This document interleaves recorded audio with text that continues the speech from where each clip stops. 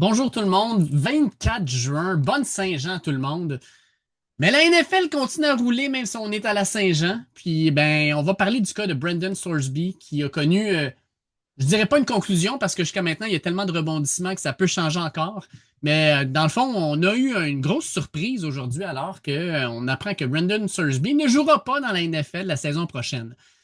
Si vous avez écouté le dernier podcast de Premier Les Buts, notre dernier de la saison d'ailleurs, on a parlé avec effusion, dans le fond, de la situation avec Brendan Sorsby, qui a décidé de rentrer dans le NFL Supplemental Draft, le draft, le repêchage supplémentaire de la NFL. Je ne sais pas comment trop le traduire. Euh, donc, il l'a dit à la NCAA, je suis désolé, mais je ne jouerai pas l'an prochain dans la NCAA, je m'en vais dans la NFL. Et la NFL aujourd'hui lui annonce que, ben, finalement, on ne tiendra pas de supplemental draft cette année, mon chum. Désolé, mais il va falloir que tu te prennes, en fait, que tu prennes ton mal en patience, puis que tu décides de rentrer dans le repêchage 2027, comme tous les autres personnes qui ont fait comme toi, qui ont décidé de jouer dans la NCAA cette année. Premièrement, puis je vais être complètement honnête, puis je suis persuadé que si les boys de Premier Début étaient avec moi aujourd'hui, tout le monde dirait la même chose, c'est-à-dire, je savais même pas que la NFL pouvait décider de tenir ou non un supplemental draft. Je pensais que c'était quelque chose qui se faisait à chaque année et qui, lorsqu'il n'y avait pas de joueurs, ben, on faisait juste sauter une année. Fait que là, ce que j'apprends, c'est que la NFL, c'est selon sa propre prise de décision. Dans le fond, on regarde un peu la situation puis on décide, oui, on en fait un ou non, on n'en fait pas. Puis on a regardé le cas de Brandon Sorsby puis on a dit, ouais, ben non, on n'en fera pas cette année. Je suis désolé, mon chum. Fait que, grosse décision quand même de la NFL. Une décision qui a probablement pas été prise sur le bord d'une table avec un café, mais plutôt on a demandé probablement aux enquêteurs de la NFL de faire leur travail et de revenir avec un dossier pour nous dire, Brandon Sorsby, là, s'il se ramasse dans la NFL, on se retrouve-tu vraiment avec un gros problème? Puis clairement, la réponse a été oui. Euh, la NFL est dans une situation où vraiment là, elle a le beau jeu de décider si oui ou non Brendan Sorsby peut rentrer dans la NFL l'an prochain. A regardé la situation et sachant d'ailleurs que, c'est une ligue qui est déjà au lit avec les différentes compagnies de paris sportifs, sachant aussi qu'on a déjà eu des problématiques avec des joueurs qui ont fait des paris sportifs. On pense à Jameson Williams, on pense à Calvin Ridley, qui ont été punis pour ça. Puis là, on a un gars qui en a fait 9000.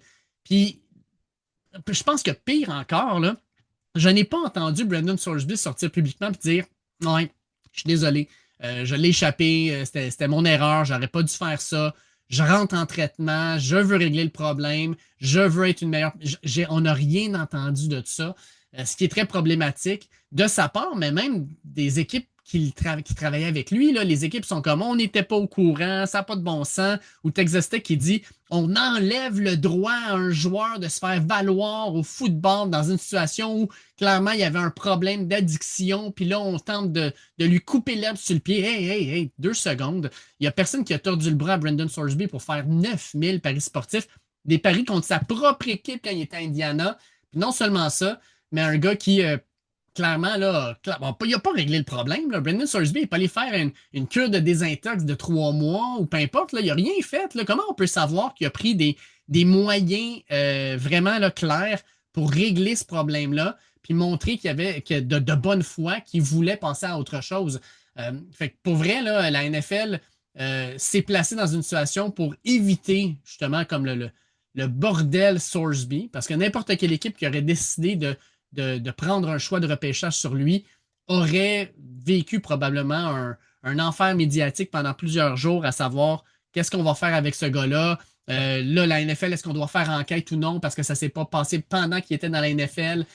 Qu'est-ce qui arrive avec ça? Là, je cherche le mot en français, là, mais quelle barrière on va placer autour de Sorsby pour s'assurer que ça n'arrive pas, cette situation-là dans la NFL? Puis, en fait, je pense que la NFL, c'est juste protégé. Là, Brandon Sorsby et ses représentants disent, ben parfait, on s'en va pas dans la NFL, fait qu'on se revient de bord, puis on va faire un appel auprès de la NCAA pour pouvoir revenir dans la NCAA. Et j'espère que la NCAA, si c'est le cas, va mettre ses culottes elle aussi. Puis il va dire à Brandon Sorsby, je suis désolé, mais tu as décidé d'aller dans le repêchage.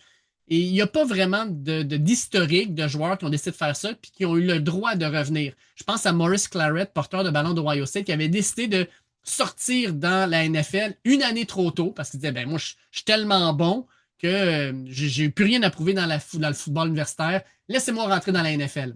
La NFL, il avait dit, ben je suis désolé, mais les règles sont claires. Il faut que tu sois au moins 3 ans après le secondaire pour pouvoir rentrer dans la NFL. Chose que tu n'as pas faite. Il était rendu à 2.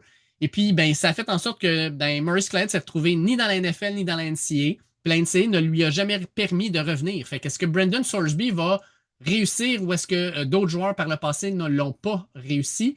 J'en doute là encore. Puis pour vrai, là, avec la façon dont la situation se déroule devant nous, deux choses. Premièrement, la NCAA se doit de dire non pour mettre son pied à terre puis dire je suis désolé, mais ça ne marchera pas comme toi tu le désires. Ce n'est pas toi qui dicte les règles du jeu. Tu rentres chez nous puis tu décides de quitter, ben tu sais que tu ne peux pas rentrer. Fait que ça, c'est non. Fait que j'espère que la NCAA va être claire là-dessus. Deuxième chose, j'espère que Brandon Sorsby, si ça ne marche pas, va faire une démarche claire pour se faire traiter, puis montrer au monde et aux équipes de la NFL qu'il est prêt à faire les sacrifices pour pouvoir régler un problème qui est peut-être encore là, on ne le sait pas, et rentrer dans la NFL sous de bons auspices. Euh, Présentement, c'est pas ça qu'on voit, mais si c'est ça qui se passe, ben, il va avoir presque 1 an pour pouvoir faire ça. Le prospect de football sera toujours là. Oui, il n'aura pas joué une année de football compétitif. Peut-être qu'il va s'essayer dans la USFL, on ne sait pas. Mais reste quand même que je pense que c'est comme un joueur, par exemple, qui se blesserait dans les pratiques de début de saison. Sa saison est terminée, puis après ça, ben, c'est la NFL après. Ben, c'est de continuer à pratiquer tout ça, mais là, ça serait vraiment une belle opportunité pour lui de faire le bon move, de faire le move sensé, c'est-à-dire régler une problématique majeure, tout comme ce serait avec un problème d'alcool ou de drogue. Donc, on règle ce problème-là, on montre qu'on est de bonne foi, et quand vient le temps maintenant d'être repêché, on est capable de montrer, regardez, j'ai fait ma cure de désintox, j'ai fait ce que j'avais à faire, j'ai montré que oui, j'avais un problème, mais que je l'ai réglé maintenant, et je suis prêt à faire le saut dans la grande ligue. Et je suis persuadé que même si son draft stock ne sera pas ce qui est présentement, s'il est repêché, ça va être sous de bien meilleures conditions, puis médiatiquement aussi, probablement que avec tout ce qui va se passer autour de lui, sans dire qu'on va l'oublier, il va être moins le centre de l'attention, puis ça sera peut-être juste plus positif pour lui. Fait qu'énorme énorme nouvelle du côté de la NFL. Euh, je pense que la NFL a fait la bonne chose. J'espère que la NC va faire la bonne chose et j'espère que Brandon Sorsby va faire la bonne chose. Puis ça, ben, regarde, ça sera le temps qu'il le dira.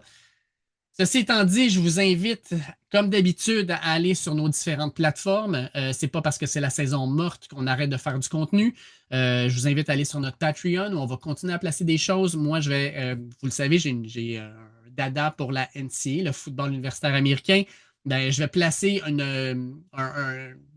appelons ça un preview de chacune des conférences. Big Ten, Big 12, ACC, SEC. Pac-12 qui revient dans une nouvelle mouture. D'ailleurs, je suis persuadé que la majorité d'entre vous ne sont pas capables de me nommer les différentes équipes qui feront partie maintenant du Pac-12, avec raison. Donc, on va parler de ça, puis aussi peut-être un peu des équipes dans les autres conférences, voir qu'est-ce qui nous attend pour la saison 2026-2027. Une saison qui s'annonce excitante avec énormément de talent. Plusieurs des meilleurs joueurs ont décidé de revenir pour se donner une chance d'aller gagner le championnat national.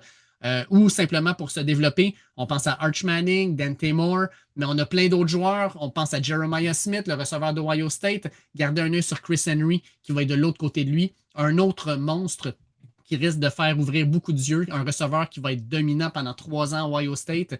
Fait qu'on a beaucoup de choses à parler. Fait que je vous présente ça dans les prochaines semaines. Parce que, ben, crème, c'est dans moins de 75 jours que la saison NCAA se lance. Ça va aller vite. On parle d'un peu plus de 2 mois. Fait que sur ce, je souhaite une bonne journée. Puis encore une fois, bonne Saint-Jean.